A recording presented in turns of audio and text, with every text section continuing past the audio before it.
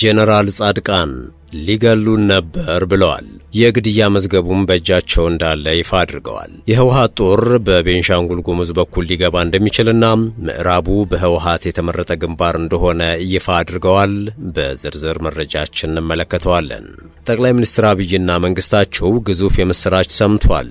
የምጣኔ ሀብት ባለሙያዎች ግን ከደስታ ዜናው ጎን አስደንጋጭ መረጃ ሰምተናል እያሉ ነው። የብልጽግና መንግስት ግዙፍ ብድር ሊበደር መሆኑ ተሰምቷል። እንመለከተዋለን። ጤና ይስጥልን። የሰዓቱ የመረጃ ቅኝታችን እነዚህን አበይት ነጥቦችን በዝርዝር ይመለከታል። እያዳመጣችሁን አብራችሁን ቆዩ።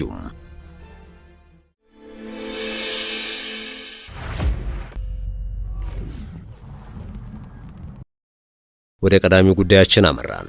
ጄኔራል ጻድቃን ሊገሉን ነበር ብለዋል። የግድያ መዝገቡም በእጃቸው እንዳለ ይፋ አድርገዋል። የህወሓት ጦር በቤንሻንጉል ጉሙዝ በኩል ሊገባ እንደሚችልና ምዕራቡ በህወሓት የተመረጠ ግንባር እንደሆነም ይፋ አድርገዋል። ጄኔራሉ ለኤንቢሲ ሚዲያ በሰጡት ቃለ ምልልስ ትግራይ ያሉ መሪዎች ራሳቸውን ለማዳን ባላቸው ችሎታ የትኛውንም አማራጭ ይጠቀማሉ በማለት አስታውቀዋል። የህወሓት መሪዎች ከሻዕቢያ የሚሰጣቸውንም ትዕዛዝ ተቀብለው የራሳቸውንና የያዙትን ዓላማ ለማሳካት ጦርነት ለማድረግ አሁንም እየተንቀሳቀሱ ነው፣ ከጥፋት መንገዳቸው አልተገደቡም ሲሉ ነው የከሰሱት። ሆኖም እየዋለሉ የሚገኙት አቅማቸው ስለተመናመነ ነው ያሉት ጄኔራሉ ማይክሮፎን ላይ ወጥቶ መፎከሩንም አላቋረጡም። ጦርነት ልንከፍት ነው የሚሉ ንግግሮችን ቀጥለውበታል ባይ ናቸው። ነገር ግን መሬት ላይ ያለው ሁኔታ የማያላውስ ስለመሆኑ ገብቷቸዋል ብለዋል። የፕሪቶሪያውን ስምምነት በተመለከተ የፕሪቶሪያውን ስምምነት የፈረምን ሰዎች ክህደት ፈጽማችኋል በሚል እንድንረሸን በህወሓት ስራ አስፈጻሚ ሐሳብ ቀርቦ ነበረ። የፈረምነው ሰነድም ተቀዳዶ ይጣል ተብሎ ነበር ሲሉ አስታውሰዋል። ሌተናንት ጄኔራሉ ስምምነቱ 3 ባለቤት አለው በማለት ህወሓት የፌዴራል መንግስትና ዓለም አቀፉ ማህበረሰብ ነው ሲሉ የጠቀሱ ሲሆን ሆኖም በትግራይ በኩል የፕሪቶሪያው ስምምነት ባለቤትነቱ የትግራይ ህዝብ ነው ሲሉ አክለዋል። ስምምነቱን አቁሞ የያዘው የትግራይ ህዝብ ቢሆንም እኛን ወክሎ ወደ ፕሪቶሪያ የላከን የህወሓት ምክር ቤት ግን የስምምነቱ ሰነድ ይቀደድ የሚል ምላሽ ይዞ ጠበቀን ያሉት። ሆኖም ህዝቡ ከዚህ የበለጠ ምን ትፈልጋላችሁ የሚል ምላሽ እንደሰጠ አስታውሰው መዳኛችን ይህ ነው ብሎ ነበረ። የሰራዊቱ አመራርም ይሄ ትክክለኛና እኛን የሚያድነን ነው ስለማለቱ ጠቁመዋል። የህወሓት 4 ስራ አስፈጻሚዎች ማለትም ደብረጽዮን፣ ፈትለወርቅ ገብረ እግዚአብሔር፣ ጌታቸው አሰፋና ዓለም ገብረ ዋህድ ይህ የፕሪቶሪያ ስምምነት መቀደድ አለበት የሚል ምላሽ እንደሰጡ አስታውሰው የፓርቲው ስራ አስፈጻሚዎችን በዚህ ጉዳይ ላይ ለሁለት ተሰንጥቀዋል ብለዋል። ደብረጽዮን የሚመራው ቡድን ስምምነቱ ፈርሷል የሚል መግለጫ አውጇል በማለት ይህ ትክክል አይደለም በማለት የስምምነቱ ባለቤት የትግራይ ህዝብ፣ የፌዴራል መንግስትና ዓለም አቀፉ ማህበረሰብ እስካሁን ስምምነቱን የሚያከብሩበት እዚያው ቦታ ላይ ናቸው ብለዋል። የስምምነቱ ከፈረሰም የመጨረሻው አማራጭ ወደ ጦርነት መግባት ብቻ ነው ሲሉ ማስጠንቅቀዋል። ለዚህ ደግሞ በትግራይ ምልክቶች እየታዩ መሆናቸውን ጠቁመው ህወሓት ወደ መሃል ኢትዮጵያ ሰብሮ መግባት ሲያቅተውም በቀጥታ ከወደ ሱዳን ወደ ኢትዮጵያ ሰብሮ ለመግባት አዲስና ግዙፍ ወታደራዊ ስትራቴጂ ቀርጾ እየተንቀሳቀሰ እንደሚገኝ ገልጸዋል። ህወሓት ወደ መሃል ሀገር ሰብሮ ለመግባት መርጦታል በተባለው ቤንሻንጉል ጉሙዝ በኩል እንደሆነ የጠቆሙት ጄኔራሉ አርሚ 7ን ከሱዳን ጦር ጋር አሰልፎ መዋጋቱን ጄኔራል ጻድቃን መረጃ እንዳላቸው ተናግረዋል። አርሚ 7 እስከ ኩርሙክ ድረስ ዘልቆ በመግባት ውጊያ አድርጎም ተመቶ ወደ ኋላ መመለሱን ጠቁመዋል። በሱዳን ያለው ኃይል ለአልቡርሃን ወግነው እንዲዋጉ መደረጋቸውን ተከትሎ ከፍተኛ ጉዳት ደርሶባቸዋል ያሉት ጻድቃን አንዳንዶች እንደሚሉት የተያዙበት መንገድ የእንስሳት አይነት ነው ብለዋል። በተለይም ወደ ቤንሻንጉል ጉሙዝ ኩርሙክ ጊዛን አካባቢ በተጠጉ ቁጥር ቦታውን ህዝቡን አያውቁትም፣ እጅግ ትልቅ ችግር ውስጥ ገብተዋል ያሉት በሱዳን ያለውን የህወሓት ኃይል በቀጠናው ቀውስ ለመፍጠር እንደ መሳሪያ የሚጠብቁት ሰራዊት ሆኗልም ሲሉ ይፋ አድርገዋል። ከዚህ በኋላ ደግሞ አርሚ 13 የተባለውን የህወሓት ጦር ወደ ሱዳን ልከውታል ሲሉ አስታውቀዋል። ይህ ጦር መሃል ላይ በሽራሮ ከፍተኛ የድሮን ጥቃት እንደደረሰበት ያስታወሱት ጄኔራሉ በሱዳንና ኢትዮጵያ ድንበር ሸረሪና ላይም ተጨማሪ ጉዳት ደርሶበታል ሲሉም ያላቸውን መረጃ አጋልጠዋል። ከድሮን ጥቃቱ የተረፈው የህወሓት ጦር ሱዳን እንደገባ የጠቆሙት ጻድቃን ያም ሆነ ይህ አሁንም ኃይል የመጨመር ፍላጎት እንዳለው እረዳለሁ ሲሉም አክለዋል። ህወሓት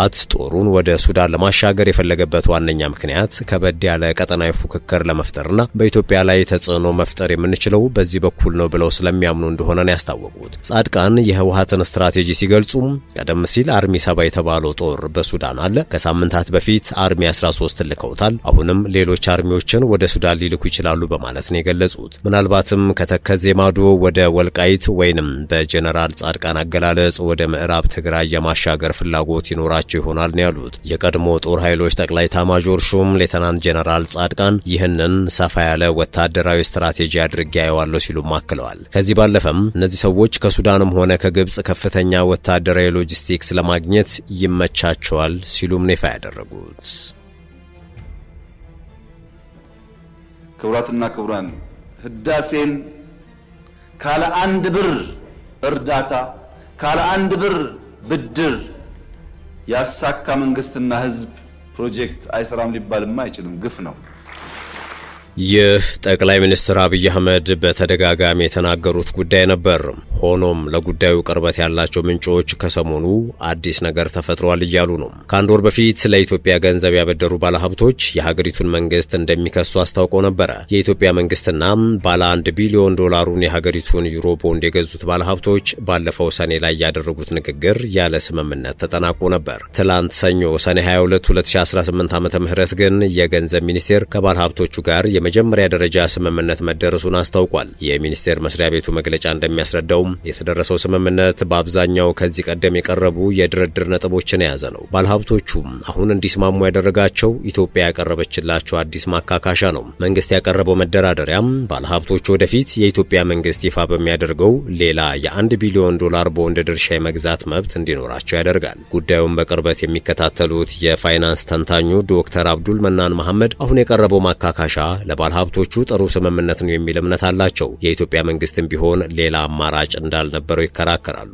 የኢትዮጵያ መንግስት ቦንዱን ለገዙ አካላት የ6.625 በመቶ ዓመታዊ ወለድ ለመክፈል ቃል የገባ ሲሆን ከ10 ዓመት በኋላ ደግሞ ሙሉ በሙሉ 1 ቢሊዮን ዶላሩን ለመመለስ ተስማምቷል። ከታህሳስ 2016 ዓ.ም አንስቶ ግን መንግስት በአመት 2 ጊዜ መክፈል የነበረበትን ወለድ አልፈጸመም። በታህሳስ 2017 ዓ.ም ሙሉ በሙሉ መመለስ የነበረበት ቢሆንም ይህም ሊሆን አልቻለም። የ33 ሚሊዮን ዶላሩ ወለድ ክፍያ ለመፈጸሙ ኢትዮጵያን እዳቸውን መክፈል ካልቻሉ 3 የአፍሪካ ሀገራት ተርታ አሰልፏታል። የኢትዮጵያ መንግስት እንደሚገልጸው ይህንን ብድር ያልከፈለው ሀገሪቱ እንደ ቻይና ካሉ አበዳሪ ሀገራት የእዳ ሽግሽግ ለማግኘት ከምታደርገው ንግግር መርህ ጋር ስለሚቃረን ነው። ከአበዳሪዎች ጋር በሚኖረው ግንኙነት ወጥነትና እኩልነትን ማረጋገጥ እንፈልጋለሁ የሚለው የፌዴራል መንግስትም የዩሮ ቦንዱን ክፍያ በስምምነቱ መሰረት መፈጸም እፎይታ እንዲሰጡ ከተጠየቁ ሌሎች የውጭ አበዳሪዎች ጋር የሚደረገውን ውይይት አደጋ ላይ ይጥሏል የሚል ስጋቱን ከዚህ ቀደም ገልጿል። ገንዘብ ሚኒስቴር ትላንትና ሰኞ ያወጣው መግለጫ እንደሚያስረዳው የኢትዮጵያና የግል አበዳሪዎች ኮሚቴው ከግንቦት 28 እስከ ሰኔ 2018 ዓ.ም ድረስ ድርድር ሲያደርጉ ነበረ። በእነዚህ ቀናት የተደረገው ንግግር በዋና የፋይናንስ ውሎች ላይ በመርህ ደረጃ ከስምምነት መደረሱን አስታውቋል። በዚህ የመጀመሪያ ደረጃ ስምምነት መሰረት 1 ቢሊዮን ዶላር የነበረው የቦንድ ዋጋም በ12 በመቶ ቅናሽ ይደረግበታል። ይህም ባለሀብቶቹ በመጨረሻ የሚመለስላቸው 880 ሚሊዮን ዶላር እንዲሆን ያደርጋል። ይህ የቦንድ ዋጋም ለባለሀብቶቹ የሚከፈለው እስከ ሐምሌ 2021 ባለው ጊዜ ውስጥ በሚፈጸም የ4 ጊዜ ክፍያ ይሆናል። የመጀመሪያው የ180 ሚሊዮን ዶላር ክፍያ ከ2 ሳምንት በኋላ ሐምሌ 8 ይፈጸማል። በሚቀጥለው ዓመት ተመሳሳይ ጊዜ ሁለተኛው የ100 ሚሊዮን ዶላር ይከፈላል። በ2020 እና 2021 ዓመተ ምህረት 2 ጊዜ 300 ዶላር ተከፍሎ ይጠናቀቃል። ኢትዮጵያ ከታህሳስ 2016 ዓመተ ምህረት አንስቶ ያልከፈለችውን የ99.37 ሚሊዮን ዶላር የወለድ ክፍያም ወዲያውኑ ትፈጽማለች። ቦንዱ ተከፍሎ እስከሚጠናቀቅበት 2021 ዓመተ ምህረት ድረስም 6.15 በመቶ ወለድ መክፈል ትቀጥላለች። በተጨማሪም ኢትዮጵያ የቦንድ ገዢዎቹን የወከለውን ኮሚቴ የሥራ ክፍያን 10 ሚሊዮን ዶላርን ጨምሮ በብድር ሽግሽጉ ምክንያት ኮሚቴው ያወጣቸውን ወጪዎች ትሸፍናለች። ገንዘብ ሚኒስቴር ባወጣው መግለጫ በሁለቱ አካላት መካከል ያለውን ልዩነት ለማጥበብ እንዲቻል የግል አበዳሪዎቹ ኮሚቴ ግንቦት ላይ ውድቅ ካደረገው እቅድ በተጨማሪ አዲስ አማራጭ መቅረቡን አስታውቋል። ይህ አዲስ አማራጭ ኢትዮጵያ ወደፊት አዲስ እስከ 1 ቢሊዮን ዶላር የዩሮ ቦንድ ለሽያጭ በምታቀርብበት ጊዜ እኚሁ ባለሀብቶች ድርሻ እንዲገዙ መብት የሚሰጣቸው አማራጭ ነው። ባለሀብቶቹ በአዲሱ ቦንድ ውስጥ የሚኖራቸው ድርሻ የሚወሰነው በአሁኑ ቦንድ ውስጥ ባላቸው የገንዘብ መጠን ልክ ነው። የፋይናንስ ተንታኙ ዶክተር አብዱል መናን መሐመድ የቦንዱ ዋጋ ላይ ቅናሽ የተደረገባቸውና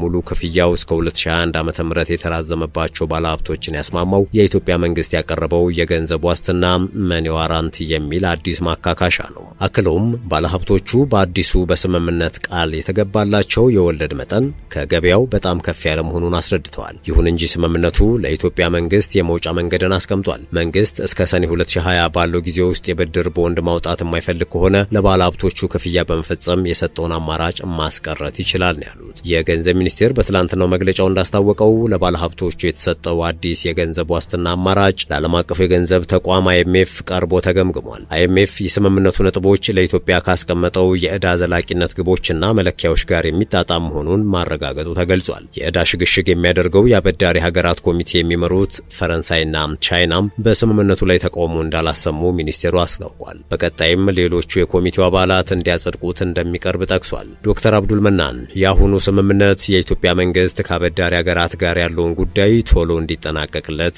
ይረዳዋል ሲሉ አስተያየታቸውን ሰጥተዋል። መንግስት አሁን ከቦንድ ገዢዎቹ ጋር የጨረሰ እንደሆነ የዕዳ ሽግሽግ ጉዳይ በቅርብ ይጠናቀቃል ብዬ ገምታለሁ ብለዋል። የኢትዮጵያ መንግስት ከ12 ዓመታት በፊት ጀምሮ እየተንከባለለ የመጣውን ብድር ለመመለስ ከዩሮ ቦንድ አበዳሪዎች ጋር ስምምነት ላይ መድረስ ቢቻልም እስካሁን አንድም 74 ሳንቲም ኮላተራል ብድር አልወሰድኩም ሲል የነበረው የኢትዮጵያ መንግስት ተጨማሪ ብድር ሊበደር እንደሆነ ነው የተገለጸው። ታማኝ ምንጮች ተናገሩ እንደተባሉ ከሆነም ኢትዮጵያ በቀጣይ ዓመታት በዩሮ ቦንድ ሽያጭ ሌላ $1 ቢሊዮን እንደምትበደር ታውቋል። ውድ የሸገር ታይምስ ቤተሰቦች የሰዓቱ የመረጃ ቅኝታችን ይህን ይመስል ነበር። ስለተከታተላችሁን ከልብ አመሰገንን። በያላችሁበት ሰናይ ጊዜን ተመኘን።